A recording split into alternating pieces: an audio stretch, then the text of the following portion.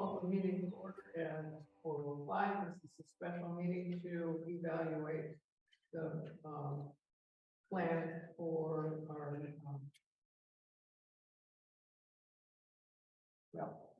financing. Let's see. Here we go. Chief will now. Yep, I'm fine.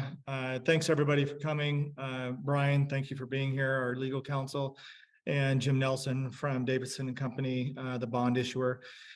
I'm going to go ahead and start. I'm going to share some documents, some updated information that people have asked for as well.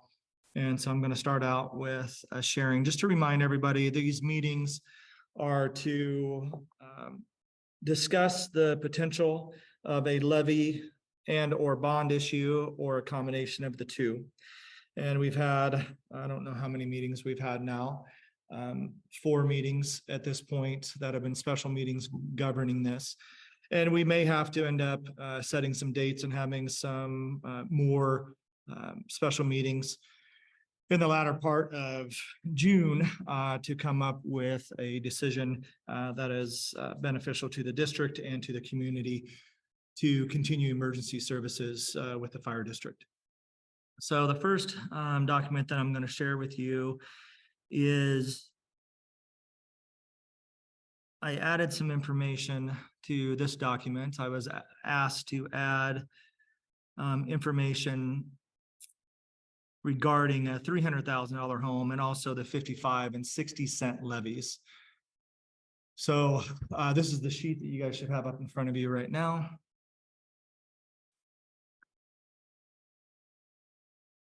Just give me 1 second so I can pull that down into somewhere usable for me. Okay, so it should be full screen now. Everybody should have that. Is that correct? Patty, are you able to see that full screen, Linda? Okay. So we talked about adding the 55 and 60 cent levies just to show what the projected levy increase would be and what that would total. So if we're looking at a $500,000 property, I'll start out with 300,000 because we haven't started with that yet. And that was the one I just added. And I'm sorry, it's kind of over there to the right, but I wanted to get it on the same page. So a $300,000 property at the current mill rate of a 0.693, they're paying approximately $208 a year for the fire district levy. If that was increased, everybody can just follow down for a 20, 30, 40, up to a 60 cent levy on that side, and then annual increase of what that would be to that particular person with a $300,000 property. The same can be followed for a $500,000 property, a $750,000 and $1 million property on this chart. This chart, I'm hoping to be able to publish this to our website as well, but it'll also be part of this meeting. The other 2 meetings, I think I'm getting the videos put together for the last 2 meetings. Those should be published this week and hopefully be able to add this one onto it so the public will have these videos to go back to and watch and listen to, or to watch initially at their convenience. So I can move past this if anybody doesn't have any questions on this regarding the cost initiatives of the 300, 500, 750. And these, again, these are projections based off our current mill levy rate of 69 cent levy.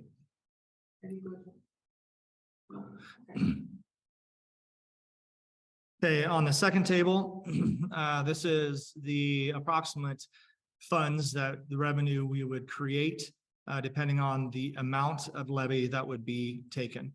So out of the current valuation of the community of 935,096,000, our current levy of 69 cents produces around $648,000 for us to have for operational expenditures. And that is the current taxable levy of 2023 and based off the current community value. If we add a 20 to 60 cent levy, everybody can see that to the right side of what it would add to our yearly revenue to the district to start satisfying some of the capital facilities plan that we have put in place to project the concepts that we would like to accomplish for not only the community, but also those that serve and provide the services to the community. So up to a 60-cent levy, that would bring in 561,000, and then everybody can just follow. Our budgets, our potential revenue is in the center there. So 648,000 is what we currently have is in taxable revenue. And then all of that gets added, and then the increases to the right, but our revenue is shown in the center there of what that addition would provide to the district. So a couple things that I added here as well was between, just for kind of just context, between 2014 and 2023, the community assessed value increased by 347 million. We had 2 years, I believe, 15 and 16 or 16 and 17, 16 and 17, I believe. We had a devaluation of approximately $11 million per year in those years, so totaling about 22 million. So positive valuation increase year. So I took out of that projection from 2014 to 2023, I took out the years that we positively went up, and those years are listed there. And the lowest was 2014, I believe. That was 11 million. We had some other teens in there, like 17 million. Then we had a $54 million increase in valuation. So over those 6 years that I took and averaged out, it was about a $30 million average increase in valuation every year for those years that were positive over that 6-year term or 7-year term that I did. So 2023 seemed to be an anomaly of an increase. And we had a $186 million increase in community valuation between 2022 and 2023. And I believe everybody feels that, right, on their tax rolls and sees that. Kind of a context, between 2014 and 2023, the levy rates have ranged from a high of 99 cents per thousand to what we are doing today of 69 cents per thousand. So as our valuation goes up, our levy rate or mill rate goes down to provide us the funds that are necessary. The valuation increase between 2014 and 2022 was a total of 161 million. With the 2 devaluation years that were in there. Now, if those were, positive, then we'd be about 180. But it took us 2014 to 2022 to reach an increase in valuation of 161 million to the community. And in 1 year, in 2023, that got dwarfed with a community valuation increase of 186 million in 1 year. So I'm not sure if the public's aware of those numbers. So it just throws me for a little loop there. Between 2014 and 2023, the tax revenue for the district has increased by $113,000. So those are just some points that I wanted to make there as well. I was also asked last meeting to bring together the potential of a combination levy bond and what it looks like to the cost of the taxpayer. And I put in a $300,000 home, and I'll explain this. So levy plus bond money projection, valued home of $551 million and 300,000 at 40, 45, and 50 cents is what I took. I didn't take the 2030s. And at a $2, $3, $4, or $5 million voted bonds amortized over 20 years. So for a $300,000 home, a 40-cent levy is an additional $120 a year. Current, you can see to the far right, current estimated tax that they're paying is 208. So if you add the 120 to 208, you're looking at $328 for a 40-cent levy. If that's all we took, that's what the increase would be. Now, if you're looking at a $2, $3, $4, or $5 million bond, and Jim Nelson from the bond company, he can speak to this further. But a $2 million bond for a $300,000 home is $54 a year. Now, when you add that to the projected levy of $120, you get $174 combined, added to the $208 that's already there on the books. So whatever that comes out to be. If you go for a $3 million bond, it's $81 for a $300,000 home at a 40 cents, and everybody can start just following down on those lines. Is that we have a 45-cent levy, we have a 50-cent levy, and it goes on and on. So the $2 million, $3 million, $4 million, $5 million, those you realistically stay the same. And then you add it to whatever the levy amount would be for the projected cents on that levy, and then add it to what we are currently paying of the to the far right. So everybody can hopefully just follow through that chart. If you have any questions, please don't hesitate to reach out to me. My cell number is listed on all my emails, and also you can just email too. I want to correlate this to that the numbers are based off a current 2023 community valuation, estimated levy rate, and the estimated bond interest rate as well. So hopefully I did okay on my math. I think I did, but I'm not a mathematician. I'm not an accountant, but I think I did okay. If you find some mistakes, please let me know. So,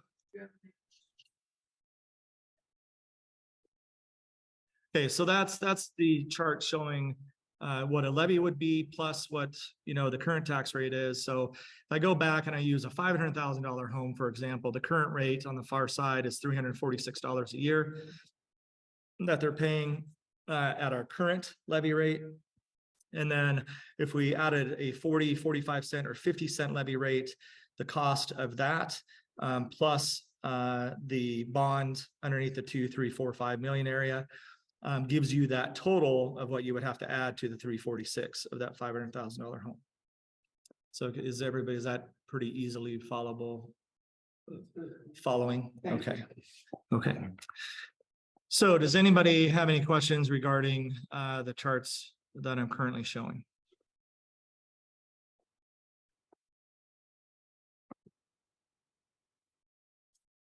Oh, that's your choice. Okay. So at this point, we're going to move on. And again, all of these charts can be shared with anybody. They are public knowledge. So if anybody would like them, I'll do my best to post them to the internet web page this week. Okay, so that kind of summarizes up where we currently are with the discussions. We've had some discussions. I think Brian, our legal counsel, Brian Snur, will bring this in, but potential levy with a growth factor increase that would be permanent. That would not be potentially such a shock to the average taxpayer, but we would build up over a 6-year term. I think he'll be discussing some of that and some other items too. So I'd like to bring in Jim Nelson at this point to. And Jim, if you need me to give you host control, I can do that. If you would like to share anything, or if you want me to, let me go back. I need to post. I need to show the public another document you had.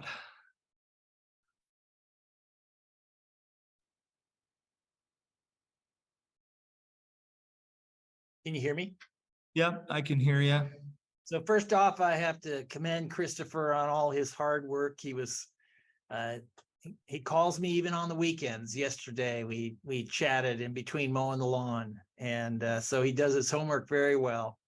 One thing to keep in mind is there's a non-voted and voted debt capacity. So I just raised the point to Christopher that on the non-voted debt capacity, your maximum amount is $3.5 million. With voter approval, your maximum amount is $7 million. So I guess the one slight concern, I guess, would be what's the estimate for the capital improvement purposes, and then what happens if there's inflation costs, not enough contingency. So you could possibly do one voted tax measure and include, an estimate for funding a non-voted bond, assuming that you came in on budget and you didn't exceed that, say, 3.5 million. If you did exceed it, then your hand would be forced and you'd have to go back to the voters and get more money. So that's just one thing to think about. Brian, did you want to jump in and add anything in that regard? Thanks, Jim. Just, I'll probably talk about this a bit more later. The non-voted bond, if you did it in conjunction with a multi-year lid lift, then you're giving yourself kind of more liquidity to pay the bond payments, depending on what levy rate you set and what growth factor you use. So, and I'll talk more about that in a bit. So. One thing I'd like to add in on the non-voted bond, since that's what's up on the screen at this point, is the current revenue of the district would have to pay the payment of this bond. So if you look at basically every million is 9 cents for a comparable levy cost, or what it takes out of our levy to not be able to use for operational expenses. So if you look at the $2 million non-voted bond, the payment for 20 years would be $163,146 at the current interest rate. Now, in the years to come, that interest rate may fall, which would obviously potentially decrease that payment. But this is a non-voted bond. Now, with a voted bond, the taxpayer, that would be a separate ballot measure, and the taxpayer would have that cost put onto their tax rolls. So they would be paying both the current levy of the district and then a supported voted bond for the district to overcome any capital facility infrastructure needs. So I'll just, I'll leave it there, and I'll bring back up that sheet that I just had. So just to let everybody know, this is where I got the numbers from for what a bond costs. And this was, thank you, Jim, for providing this information for me to use, because this was an incredible help putting that other chart together. But the $300,000 home, you can see to the far right is a 2-year or a $2 million bonds. And then to the left of that chart is a $5 million bond, and the cost associated with the different millions for a voted bond. Now, again, in the last chart before this that I showed everybody as well, that together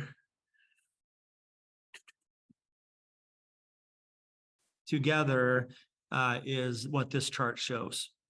And that is, if we took a 45 cent levy, if people want to see other numbers, if they want to see lower numbers, or if they want to see 55, 60, please let me know.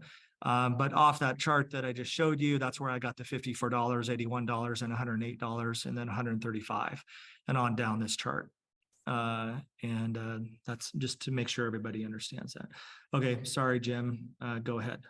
Oh, yeah. And then the other thing is, and I know that Brian did an analysis too earlier today, which is really good. From my perspective, you go to the voters, let's say you went for one levy lid lift that was going to pay for operating costs and also to fund a non-voted bond up to a maximum of $3.5 million. If you experience some sort of an economic downturn, like 2008, 2009, you may have to go back to the voters. If you're going to finance a non-voted bond over 20 years, you might have to go back to the voters depending on economic circumstances and assess valuation growth, 1 or 2 times again to raise your regular levy. So just something to keep in mind. In the bond world, the most secure, safest financing is a voter approved special excess levy that can only be used for the payment of the bonds. Maximum term is 20 years, and that's not counted against your $1.50 limit. So the only thing that could ever interfere with that special excess levy would be an act of war or a catastrophic earthquake. So from an investor standpoint, the safest is a a voter approved special excess levy, but that would be your decision on how you want to approach that. The other thing is it's a, as Brian can explain too, it's a very common exercise and situation for fire districts. I was just speaking at the Washington Fire Chiefs Conference a few weeks ago, and the director, Steve Wright, who's a former fire chief, got up and said, well, this is what the state legislature put on us. We can only increase our property taxes by 1% per year. So that's why it's a very common practice that fire districts go to the voters for a levy lid lift and or a voted bond.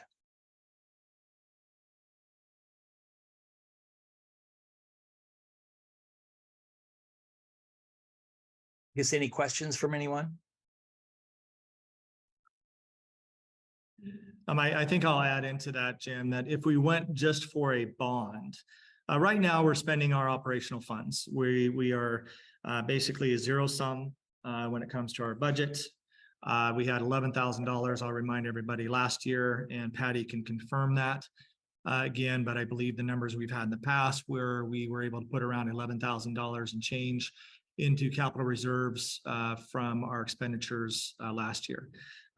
Obviously, I think anyone can understand that that's not compatible with overcoming what would be, a $4 million deficit for infrastructure needs over the next 13 years, which is the current plan that we have. We put the plan together to be able to show the public and to have concepts of our needs for the future of emergency services here. And within the plan itself, the plan itself dictates that things can be moved around, things can be delayed, things can be taken off the list. But to provide, the highest level of service, items on that list, and there's some items that I'll most likely take off, which will probably reduce the expectation by 200,000. So we're 4.2 million now, so I'm saying 4 million, maybe a little less. But if we did a voted bond, our revenue has to support the improvements and the additional cost of those bond improvements. And right now we don't have that capacity. So that's why we're talking both about a levy and bond potential issue or measure on the ballot coming up. If we take a non-voted bond, obviously we have no revenue to pay an $81,000 payment a year to cover even $1 million bond if it was non-voted.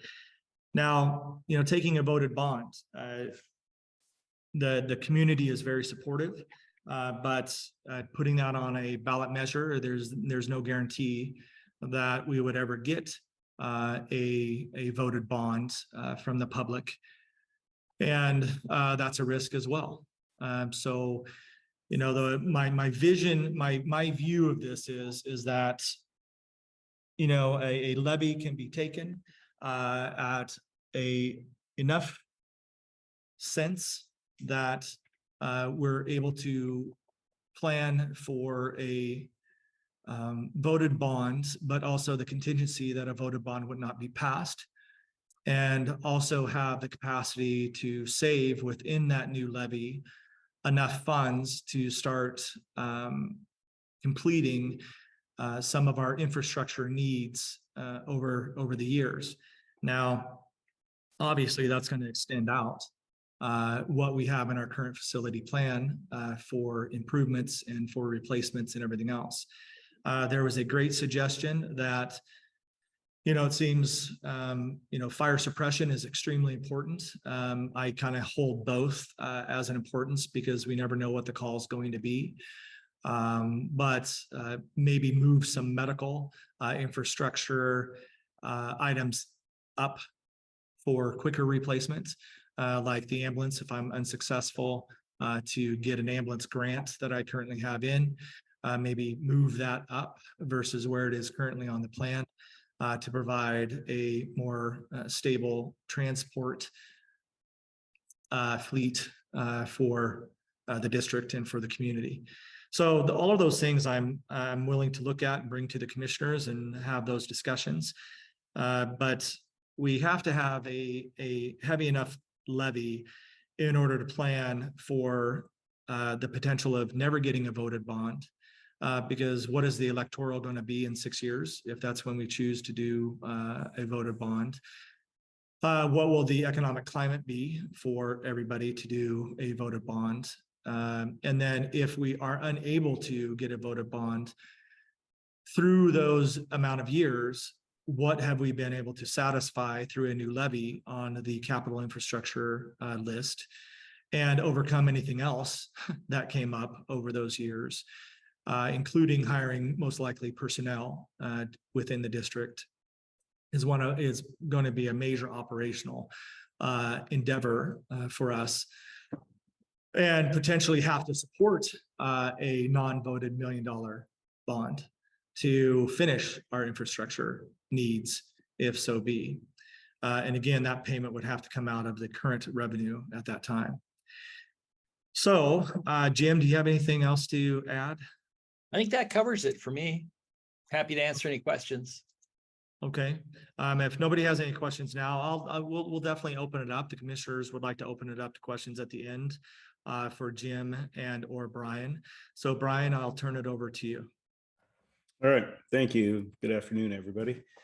So I didn't have to interrupt my mowing on the weekend to talk to your fire chief like Jim did, because I don't answer my phone on the weekends. But I've talked with Christopher quite a bit over this, and I just kind of wanted to take a step back and kind of look at it from a big picture view about what you're trying to accomplish here. You're a special purpose fire protection district. There's 300 odd fire districts around the state, and any sophisticated district is going through the exercise that you're going through right now. You know where you are, you know where you want to be. Your chiefs put together a plan of how to get there to provide the level of service that fire chief and presumably the board believe are important for your community to have. Services cost money. The equipment, the capital costs money. You're taxing districts. So you really, for a fire district like yours, your only revenue source that is going to fund the level of service the community wants are property taxes. And what chief has done and what Jim has done is they've given you all of the options you have to try to make the best decision. How do we raise the money that we need for the community? What will the community support? And in the end, it is the community and the taxpayers that will decide what level of service they get, because they'll either approve tax levies or they will deny tax levies. So, so what you've been presented with, I think, is just a really clear picture of what options you have. What do you think? As commissioners, you're taxpayers. What can you put up with? Because you're commissioners, maybe you have a higher tolerance for taxes than other people that aren't. But you know your community, so you're going to be able to judge that. The excess levy options for the bond funding. Bond funding comes with a cost. You've got to pay the bond counsel. You've got to pay the interest. There's costs to borrowing money. Your regular levy doesn't have those costs. Of course, it doesn't have maybe the certainty that Jim was talking about in terms of the security of having that bond that'll survive economic downturns. So one of the things that I've gone over with the chief and looked at is the levy lid lift, but you do have the option of doing what we call a multi-year levy lid lift. So the numbers that the chief has presented show, you're increasing your tax levy rate by 20 cents, 30 cents, 40, 50 cents, bring up your levy rate in year one. You can combine with that then a growth factor. You're in the situation you're in right now because the legislature, as Jim mentioned, says you get 1% per year. It doesn't matter that inflation this past year was 9%. Your costs went up 9%, your revenues go up 1%. And that puts you in a difficult position over time. And what a multi-year lid lift does is it allows you to set that levy rate at the level you need for operations and presumably to fund some of your capital in year one. And then years 2 through 6, you can use a rate other than 1%. And that rate is what we call the growth factor. And that growth factor is whatever you ask the voters to approve, and then the voters subsequently approve. It's still a simple majority vote. So unlike the bond financing, it's not 60%. You don't have to have the vote to validate. You just need a simple majority of your community to vote in favor of it. And that growth factor can be a percentage. The statutory limit used to be 6%. So a lot of fire districts still run multi-year lid lifts with years 2 through 5 growing at a 6% rate, or 106% of the previous year's levy. That's a pretty common number, and it's common because that's what the statutory limit used to be. That was a long time ago, so a lot of people are forgetting that. Other fire districts, and others, a presentation at the Chiefs Conference, will use a CPI adjustment rate. So what you're going out to the voters and saying, look, we need to increase the taxes to fund this plan, to fund operations in the future. And then we want to be able to keep up with inflation for the next 6 years. So we're asking you to improve an inflationary rate. There's less certainty in that. Inflation goes up, inflation goes down. If you choose a fixed percentage, you can plan a little better, but you have those options. And if you look at that, the way I see your district, you've got this plan for a lot of kind of capital improvements you're going to need to make over the next 10 to 15 years. It is a plan. It can change. It will change. I've never met a fire district yet that can meet all their goals in their plan, and they generally adjust their plan to deal with the reality that comes in the future. But it's important to have that plan and those goals. As you know, as a taxing district, you can't operate at a deficit. If you run out of money, you cut services. You're not the federal government. You don't just get to keep operating. You cut services. So looking at a multi-year lid lift, given the relatively low levy rate you have right now, 69 cents, you have a lot of capacity in your regular levy. And so you can run the numbers. I've provided Christopher a couple of spreadsheets that you can play with. What happens if assessed values go up? What happens if they go down? What if they go up a lot? What if they go down a little? And if we set this growth factor at different rates, you can kind of plug these numbers into these spreadsheets, and then they'll spit out what the revenues that you will get and what the cost will be to the homeowners, whose homes are also, going up or down, similar to what the overall assessed valuation does. We're not going to show those on the screen because there's a lot of numbers, and you've already seen a lot of numbers, but they are going to be available that people can take a look at, and that you can use as a tool to make your final decision. What I think it'll show you is that if you look at a multi-year lid lift and you factor into that potentially future non-voter approved bond costs, you can always go to the voters and ask for that voter approved bond. And if you have a need for it, presumably you'll be able to get support of the voters to do it. But in the interim, you can start with something like a multi-year lid lift and factor into that enough so you can start saving money for the capital expenses. This will cover a 6-year period. So you cover your operations for sure with whatever rate you go to. And then you think, well, how much more will the voters support so that we can start putting money away for these capital expenses? So instead of borrowing money from somebody else, we're going to get the money ourselves, and we're going to pay as we go. And you do that for 3 years into your lid lift, or for the full 6 years. And at the end of that time, you have a better idea of what your plan is, what the costs are, what inflation has been. In the meantime, you've been saving money, whatever you think the voters will authorize, because you could save a lot of money in the capacity you have at your levy rate if the voters were to approve it. At that point, then worst case scenario, you've probably saved enough money to reduce the amount you need to borrow, which would reduce your borrowing costs. Or you would have this capacity built in if you decided 3 years in, no, we need to expedite some of these purchases. I think Christopher had said $1 million is 9 cents per thousand. So you factor that into what you lift your levy rate, and you've got that built into your levy rate, then covering that cost, because you won't have a separate tax rate. So I think you just have the flexibility in a multi-year lid lift to generate revenues that can both cover your operations now and into the future, and at least partially, if not fully, cover your capital expenses, depending on how much the voters are willing to approve in terms of a rate.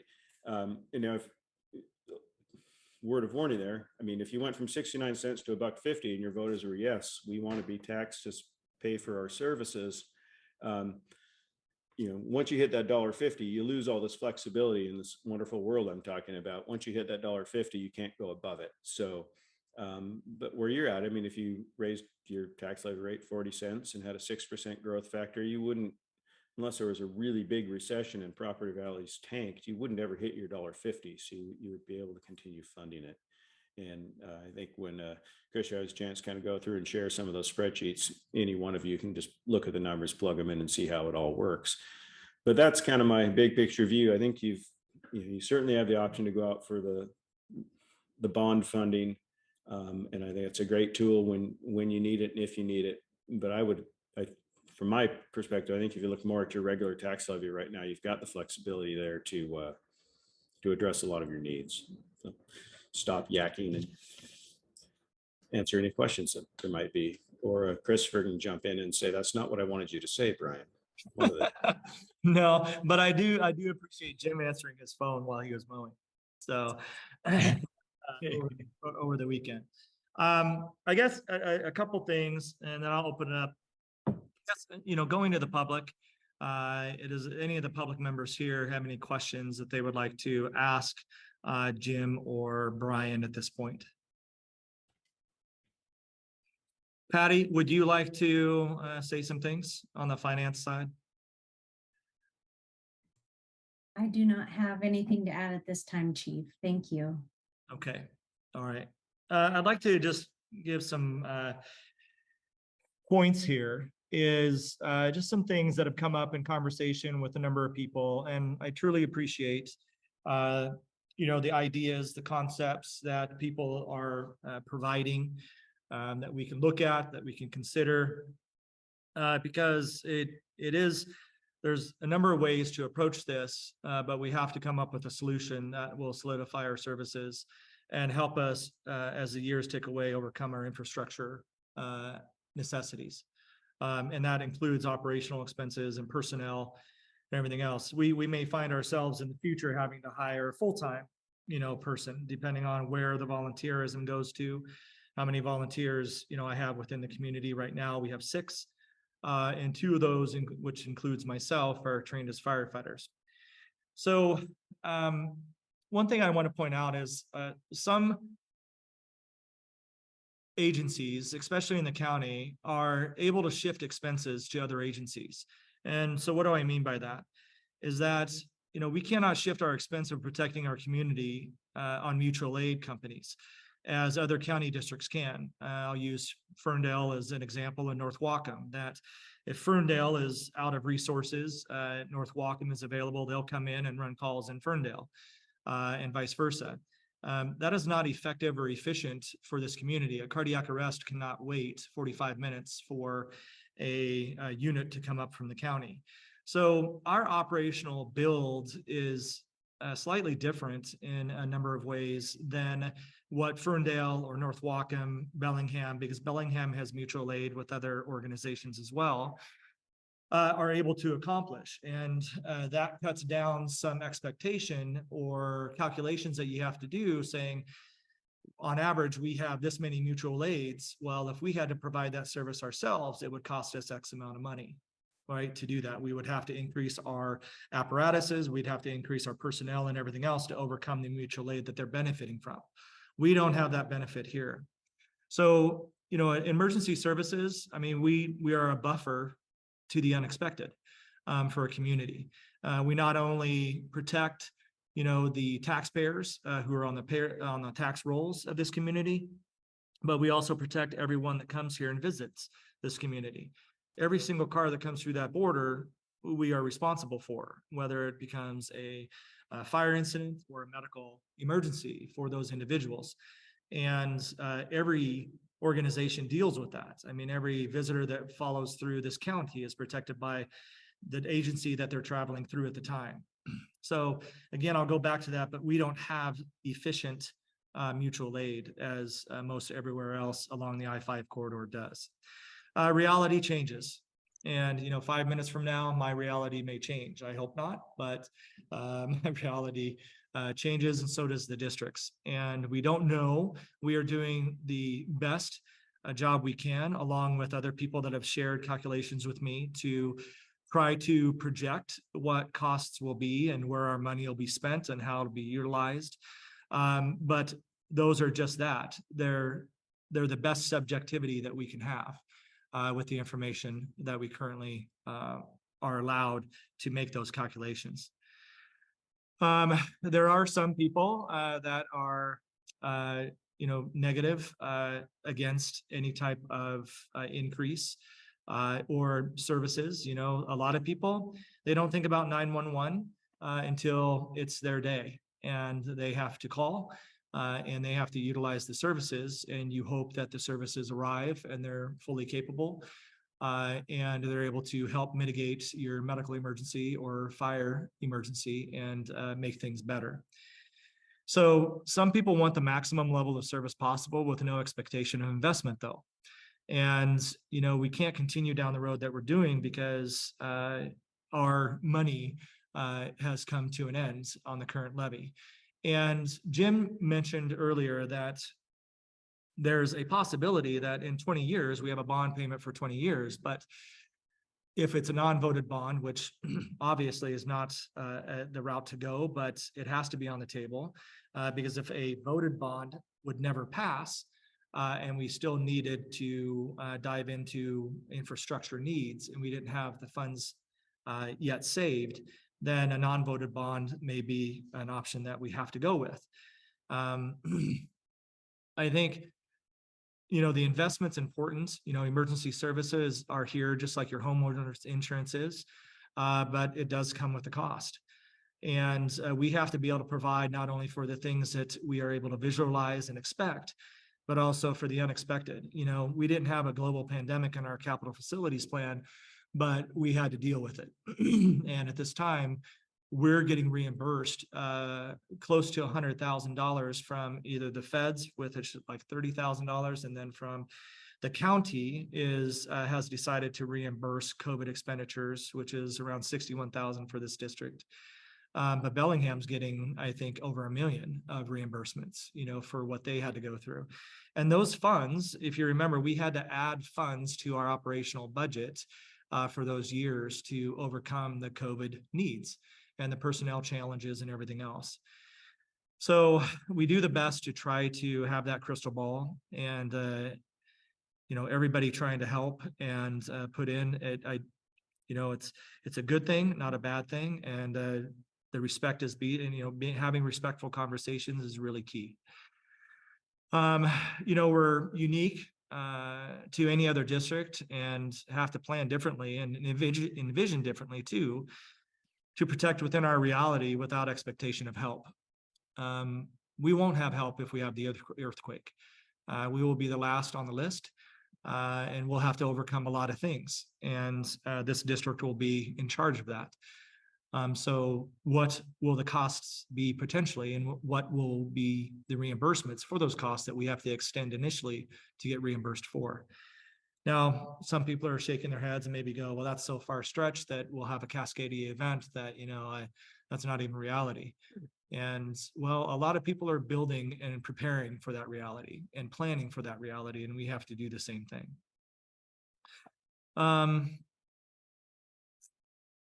King 16, Jim gave me this. King 16 and Coopville are AAA rated fire departments, and they're only, if I'm correct, Jim, they're the only two in the state at this time. Is that right? That's correct. Yeah.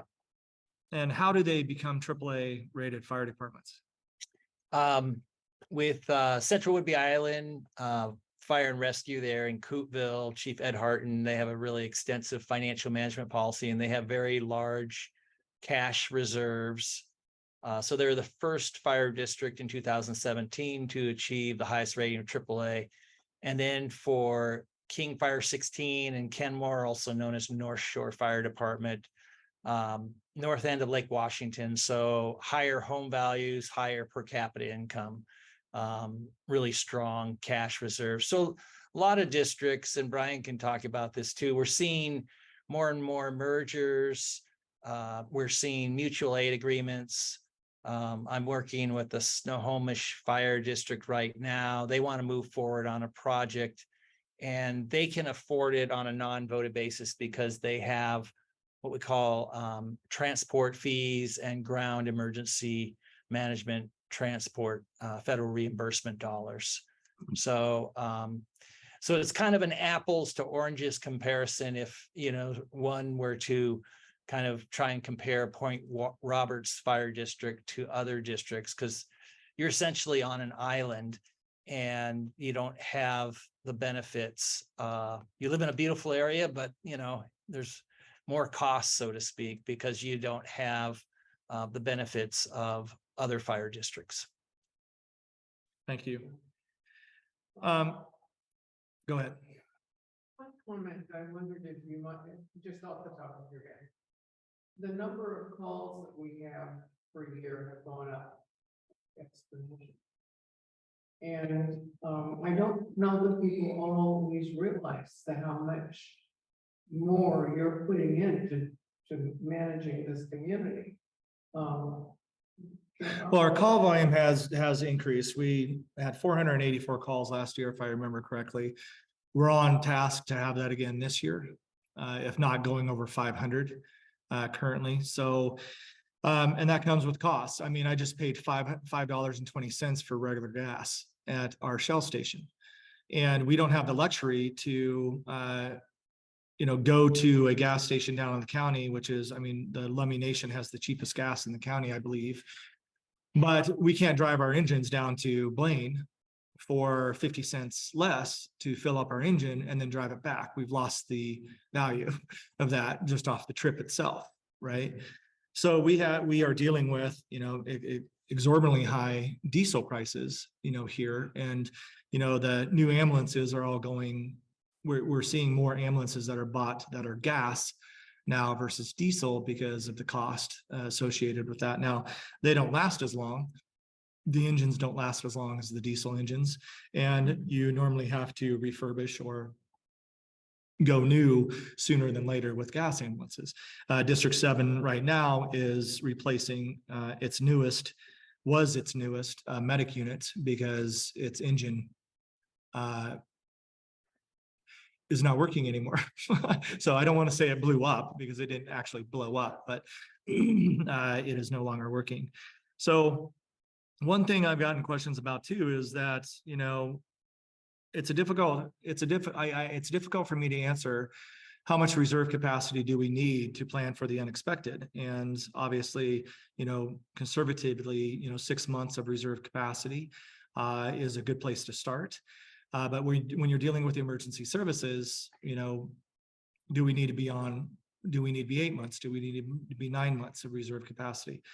And then having capacity also for the unknown beyond, just common things. So, I don't know how to answer that question. That aggravates some people. But I want to assure the taxpayer that if we do have excess, just like we've done since I've been the chief and the chiefs prior to me, if we have excess, that excess goes into investment accounts. And we are storing that money away to either save to overcome infrastructure needs or to help extend out a potential levy. So those reserve capacities, we have 3 accounts. And I want to make sure that I speak correctly. I might have Patty speak to this. Patty, can you speak to the accounts that we currently have? Yes. Majority of our funds are held through the county. We have an expense fund, a reserve fund, capital fund, and a donations fund. They basically all roll into one, but each side of those has a cash side and an investment side. So it's just a different way of segregating the funds per se. Yeah, and we don't have any resolutions binding any of those accounts. So we're able to freely move money as necessary through those accounts, depending on the unexpected or expected need of the district. Is that correct? That is correct. And that's purposely by design. Yeah, because resolution would, if we had a resolution specifically for one fund and we came into an emergency situation and we have $300,000 in the capital fund, that resolution would tie that money only to that in that emergent case. Now, there might be some things that we could come up with or another resolution that could be passed. I'm not sure, but this way, the district is able to work through financial issues easily and without difficulty. The monthly revenue is placed in the expense funds. Is that correct? Yes, the majority of our, well, basically all of our monthly expenses and revenue funnel through the expense account, Right. the expense cash account. And then we have the capital account that is mainly used for when we have capital purchases. And then the reserve account, I look at that as it's a savings slash, but it's also if something detrimental happened, we have some operating capacity, hopefully, 6 months or so worth built into that. And Right. so we usually we haven't withdrawn any funds from the reserve fund since I've been there in the last few years. Can you tell me how much money we currently have in the reserve fund? Yes, let me see here.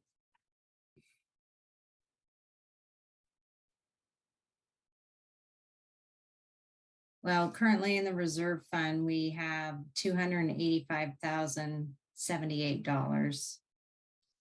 Okay. Okay. Some other points real quick that I want to make is, we live and work out of that expense funds on a normal basis. Some people may see a jump in our revenue once we publish at the end of the year and we do our final calculations and for our reports to the auditor. And sometimes we get a large amount of back taxes in, and that can distort the revenue for that potential year. I mean, if we get $50,000 of back taxes in, I mean, that's definitely going to show on the paperwork, and people are going to go, hey, look at that revenue in 2018 that was so large, but it needs to be explained of why it was. So there's always something needing to be replaced, maintained, that has become outdated, damaged, or obsolete. We have never-ending cycles in emergency services. Law enforcement, I would say, would be the same. Nozzles, bunker gear, EMS equipment, support equipment, everything you can think of has cost. And, we got asked to produce a list of the cost for outfitting a firefighter. And I've been right on when I've said it's right at around $6,000 to outfit a firefighter with protective equipment and also station wear. And that's per firefighter. So that's not a simple cost for us. I mean, technically, if you want to look at it, it's 1% of our budget. $6,000. Yeah. We're having to look at the diversity, equity, and inclusion that's coming upon us all. There's things that I need to do that our firefighters currently do not get tested for. Respiratory protection plan is actually required by WAC, but we don't have the funds to do it. And that's a respiratory test that our firefighters would have to go to on a yearly basis and have documentation completed. I do that down at District 7, basically around every year in my birthday month, as they make it pretty easy for me. But there's things like that and other things that potentially are WAC requirements, and WAC doesn't care, the state doesn't care that we're a volunteer, that we don't have the money, that if we have something happen, LNI is going to come in and look at those and go, why wasn't this in place? So to overcome those, and I don't have a cost on those. I haven't even gone out to check to see how much that respiratory program would cost, because we would have to farm that out, most likely to the same place District 7's using. So people, say, well, people take out mortgages for 30 years, but if something comes up, you can sell your house. You can't sell off the fire district. We still have to be here for emergency services. And I think that's a value added there. So I'll open it back up to the public. If any public members have any questions that they would like to ask myself or any of our guests, Jim or Brian. Chief, Kimberly Butts has put a question. She would like to ask you a question about the numbers you posted earlier. Okay, so what is her specific question? Yeah. Hello, Chief. I had kind of two questions. One question was, I know you put the number of the value of the homes went up for our tax assessment for 2023. How much again of the, I think it was like $900,000 or something. How much of that do you anticipate if your current budget is extra funds? So let me pull that back up. Just give me a second. Mhm.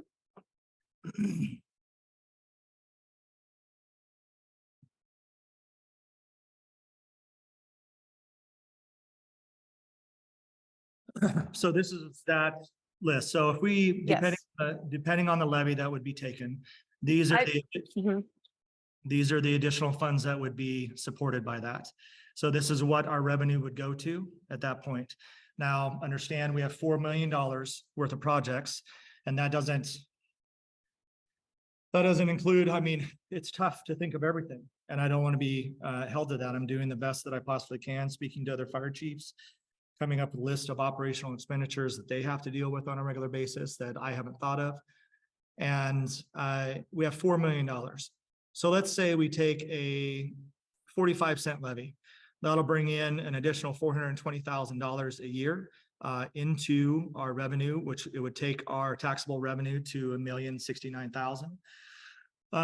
That would be our new, that would be a permanent levy lift. So that would be our new permanent for the 1%. So every year at that point, you could say we would be increasing that by $10,000. That's just simple math. What would happen if valuation increased or decreased? Well, our levy would fluctuate. Right now, it's the top one at 69 cents. So we have $4 million worth of projects, plus or minus. If I'm able to get grants, then that is an additional savings for the taxpayer. And one thing, Jim, I'd like you to talk about, Jim, is, and Brian. I understand that, Chief. So- My question is, if you didn't get this and it stayed with what it's at, or, you know, get the incremental, I'm not quite sure how it currently is. Like with our property values going up, that means the percentage of money coming in will come up a bit. Is it like an extra that you're currently getting? Will it be like an extra $100,000 you're gonna have this year? No. Or It doesn't work. or is that it like $10? Yeah, Like, it doesn't work that way. okay. So, let me get to That's another okay. list and it'll. Yeah. I mean, like my property taxes went up. But that doesn't 22%. doesn't So- correlate into an effect for us. I'll Right, just okay. let you know that. Okay. So give me 1 second. Let me pull Yeah. up the budget so I can show you that.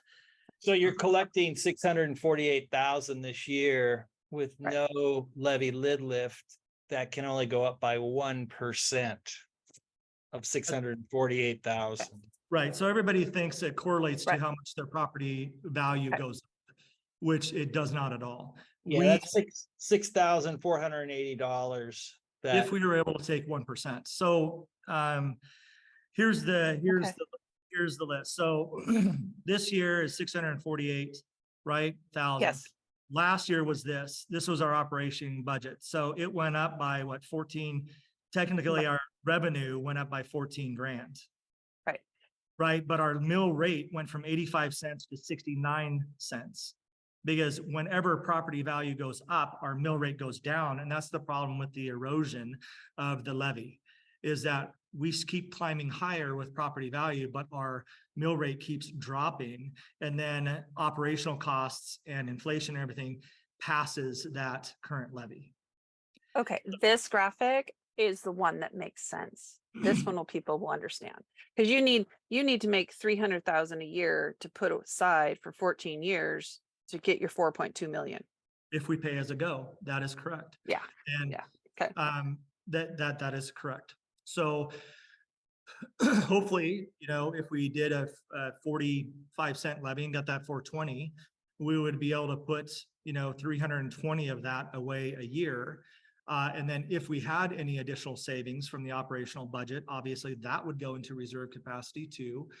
So, there's pluses with that. And I want people to understand it. So if there are conversations out there that to be part of, please call me. Please get Right. coffee with me. So I can show you this is online, by the way. So this is our capital facilities plan is published on our website. So all this entire document is there. So you can go through. These are our capital facilities needs and the years that we would like to provide those. But as Brian Snur said, we can't go deficit. We can't go into a negative capacity. That would be, in my mind, I would think the public would hold me criminally responsible for that. I don't think that would be just in any means. So this is something to show you where the Yes. valuation has climbed, right? And what that's done, like this year, it provided $2,000. Right.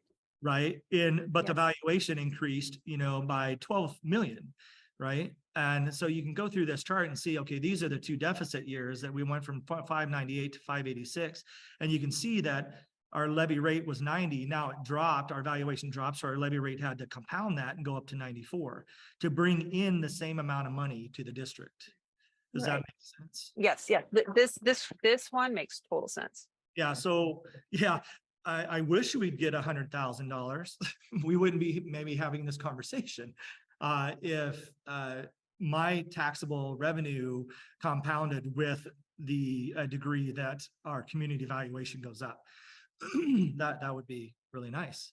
And that would help us, but it doesn't do that. Like, let's say if Seabright would have been built out, and if it would have been come to completion with 52 homes or whatever it was supposed to be, my net gain on that probably would have been around $30,000.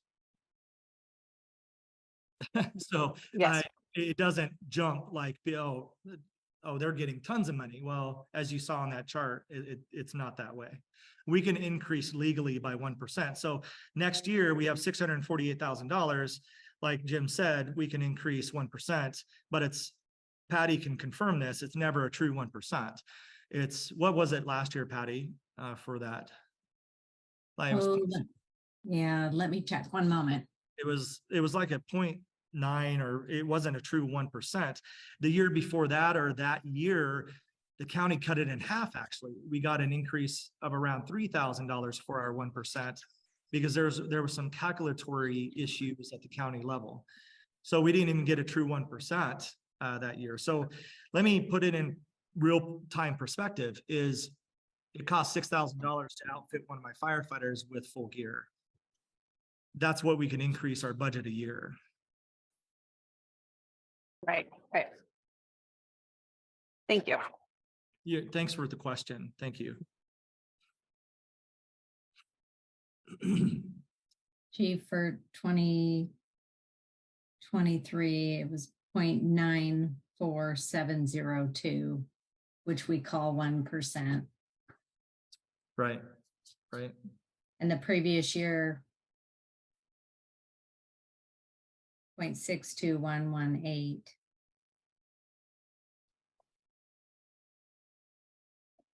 So I go ahead.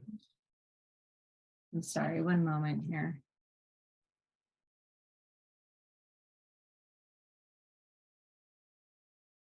Okay, yes, that is correct. Okay, thank you so much for that. Appreciate Yes. that. So we need to start narrowing it down to a final solution of which direction we're going to be taking. And I think we have some viable, and please, Jim, Brian, please step in. Brian brought up the option of taking a multi-year permanent lid lift with a growth factor increase in it. So we could potentially take a 30-cent levy to start with, and then take a 5%, so 105% on that new base of that 30 cents over years 2 through 6, which would give us a new floor to take the 1%. Okay, I'm gonna stop right there. And Brian, did I speak correctly? Yes, you did. Okay. All right, thank you. So, okay, this is just a conceptual numbers. So let's say we took a 30-cent increase. That would give us around $280,000, a jump of about $280,000. that would raise our level to $928,000 for revenue. Please, if my math is off, just play along here. Sorry. Would give us a new floor of $928,000. Now in year 2, 3, 4, 5, and 6, we would take 5% increases on that $928,000. So year 2 would be $974,000 worth of revenue. Year 3 would be $1,022,000. Year 4, $1,051,000. Year 5, $1,100,000, and then at year 6, we would potentially, that's not on any of the sheets that you guys have, just so you know. By year 6, we would have somewhere over $1 million of a new cap, potentially, that we would be taking our 1% off of. Now, obviously, every year that goes up by mid 40s to $50,000 per year to get us to that level, but it's a slower increase to get us there for the public than taking a hard hit on or a hard line with a 45-cent levy this year. Now, can we still do our infrastructure plan? Well, by year 6, obviously, we're going to have, as Brian stated, we're going to have infrastructure paid off. We're going to have saved up money during those periods of time, and we're going to have satisfied some of that infrastructure plan by then. So let's go year 6. Now we're from 4 million, we're at 2.5 million or 2 million of need for a voted bond versus a 4 million voted bond. So at year 6, or going into year 7, we go to the taxpayers and we go for a voted bond for $1.5 million or 2 million. Because again, we have that availability of basically $600,000, if that's what the commissioners would choose to utilize for infrastructure at this point, out of our current reserves, because we have 1.1 million in reserve capacity at this point. So we could still have a good, strong base of emergent capacity of 500,000, but we could use 600,000 of that, which would take down our voted bond need too. So that is a conceptual way of doing it that is less immediately impactful to the taxpayer. Please tell me if I'm speaking correct, Brian or Jim. Yes, that was kind of the point of what I was sharing, and I think it's reflected in the spreadsheets that I showed you. So you can gradually raise the money to cover your capital over, through the lid lift process, and then the more aggressive you get. Sorry about that. The more aggressive you get with your initial levy rate, just builds those capital reserves quicker, right? I mean, if you did start off the 40 cents, then your initial budget number is higher, and you've got extra, however much money that generates. You can run those through the spreadsheet, so you can put yourself in a position to pretty much fund all your capital if you wanted to ask for that much. But using a 30-cent initial rate and a 5% growth factor would seem to be a reasonable approach. It gets you halfway into your plan and covers costs. Obviously, there will be future costs too, outside of what your current plan. So the costs never go away. But I think you covered it well the way you just explained it. Jim, were you doing some math there? No, I was just double checking. So I agree with Brian. I think that sounds good. It sounds like a good plan. So that's one way. That's one way to do it. And we end up still at the end of that, potentially either extending out our capital facilities infrastructure and build up more reserve, and then do another project, and then build up reserve, do another project. That's one plan. At the end of that, we could go for a voted levy. But now, the economic environment's different. We have no idea what it's going to be in 6 years. So around 2030, we have no idea what it's going to be. It could be really good for the community, or it could be even worse off than we currently are today. So that's one way. The other way is to take a straight 45 cent, 40 cent levy, 50 cent levy, whatever that would be decided. that we would feel we could put away at least $300,000 a year by putting more money into operational capacity to overcome some of the things that I've spoken about for our volunteers and for programs that we would like to extend out to the public. That we're able to put away a minimum of $300,000 a year. That it's going to take us that 10 to 15 years to overcome our infrastructure plan. Now, again, yes, if we do as pay as we go, things are increasing in cost, right? And I've said it, people have said it on these meetings, that it's never cheaper to purchase than today, right? Well, some people will argue gas may go down, but usually hard things like infrastructure and capital purchases don't go down, they go up. So again, what happens if we come across a grant and we're able to save $500,000? Well, that's incredible for the taxpayer because that is able to go back into reserve capacity and most likely help extend out the levies amount of years before we have to come back to the taxpayers in the future. And most likely, I would like to see that it would be after my time here. But this is not this process is difficult and everybody, because I care about our public. I care about the homes. I care about their capability to clothe themselves and feed themselves and, you know, all of those things. And some people here in our community live on very little amount of funds. And I get that. They could 100% love our district, right? And love everything that we're doing.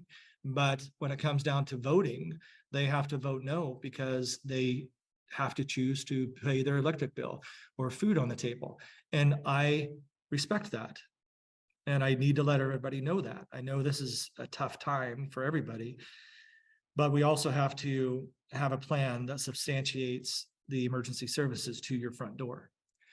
So with that said, we have a growth factor increase potential. We have a straight hard levy as well. And we have a growth factor increase with the potential of having enough revenue capacity to do a non-voted levy at the end of that. But we have to decide on growth factor increase or a straight levy at this point, because I don't believe, and others have backed me up on this in my private conversations, that a levy bond on the same ballot measure would be disastrous for us.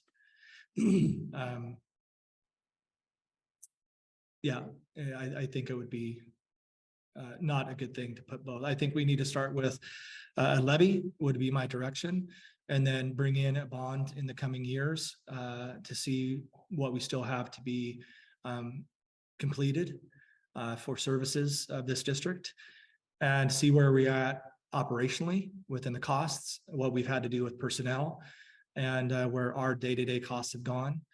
I think we'd have more flexibility to make a better decision in the years to come on a bond with that information in hand.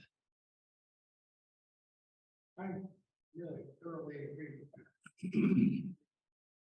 And Jim could probably say that interest rates are high and maybe they have the potential of coming down, but Jim doesn't have a crystal ball either, and maybe they're 10% in 6 years.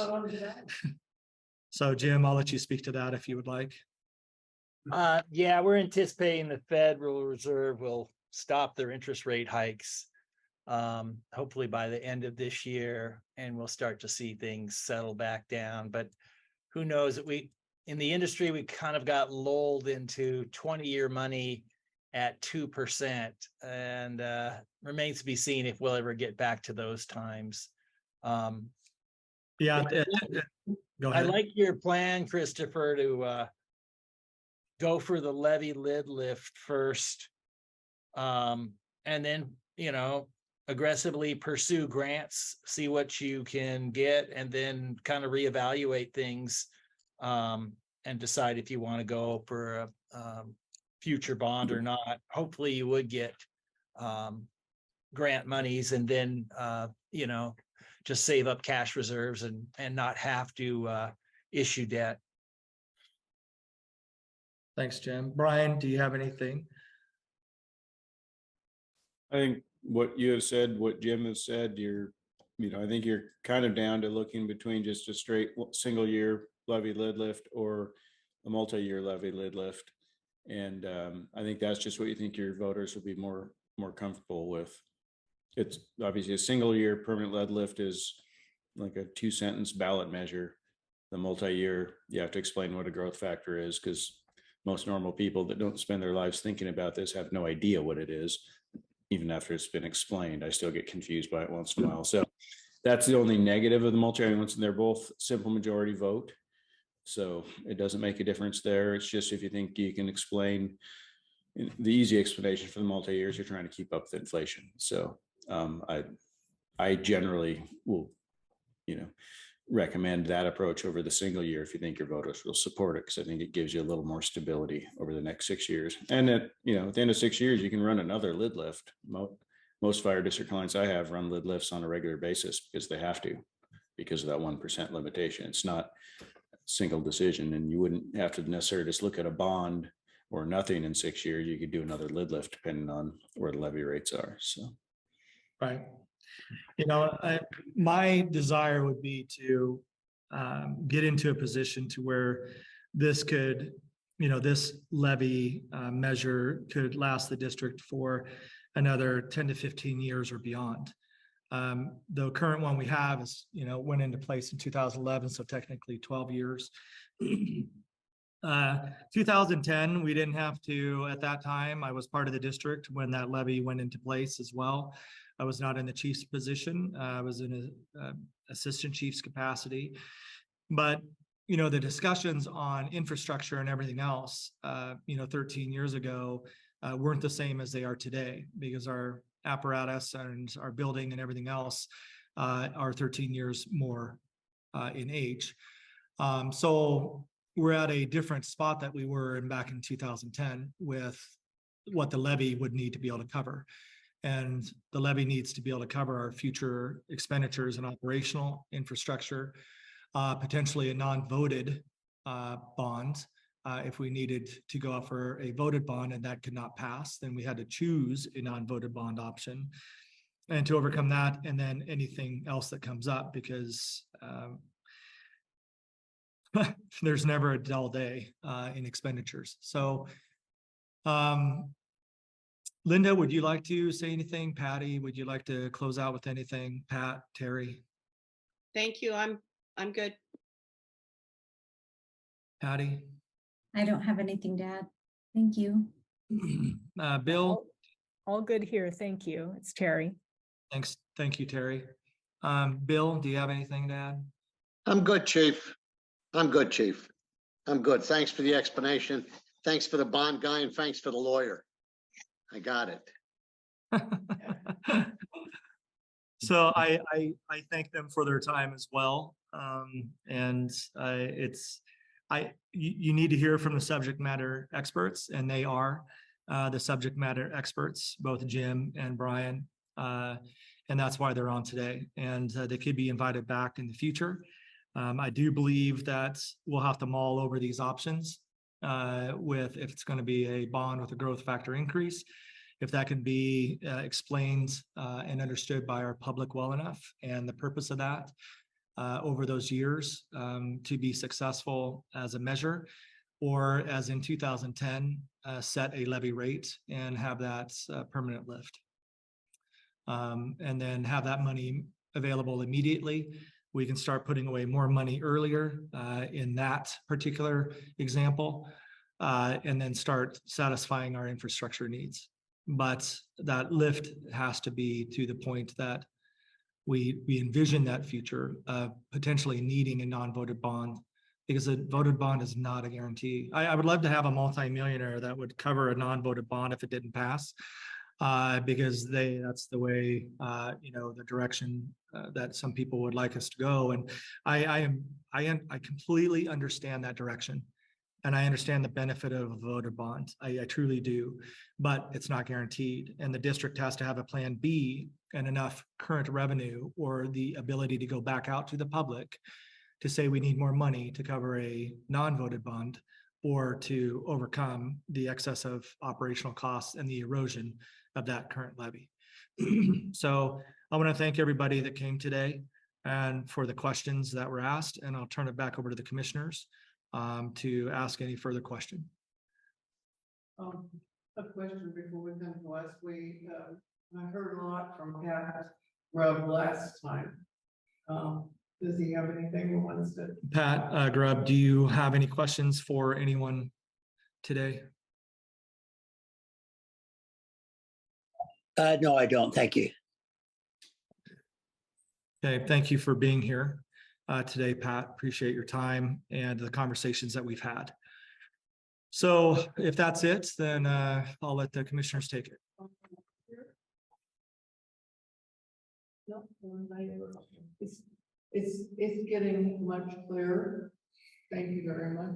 Yeah, and again, I think we'll bring the 2 or 3 very direct concepts to our next meeting, which is our regular meeting, which this will be on our topics to discuss and to go into again, which will be this coming up Wednesday, the 14th at 4 p.m. is our regular commissioners meeting. And I project there is a high potential of needing to set probably 2 or 3 more dates in June and potentially an early date in July to have a final decision of a solution that moves us forward for the benefit of the agency's mission to protect this community. To have a decision made in July. So if that is the way of the commissioners, that all the paperwork and documents that need to be done and completed, the resolutions that need to be done and completed and drawn up by our legal counsel as well, are done, and the paperwork and everything's turned into the county in time to meet the August deadline to have this measure, if so chosen, on the November ballot. And no, nothing else? Wanna make a motion to adjourn? Okay. Okay. We'll adjourn at 5:27. Okay. Thank you. Thank you all for coming. Thanks, everybody. Night. Thank you. Thank you for the presentations. Yeah, thank you, everybody. Appreciate your time today. Thank you. Hey, good job, chief. Good job. Thank you.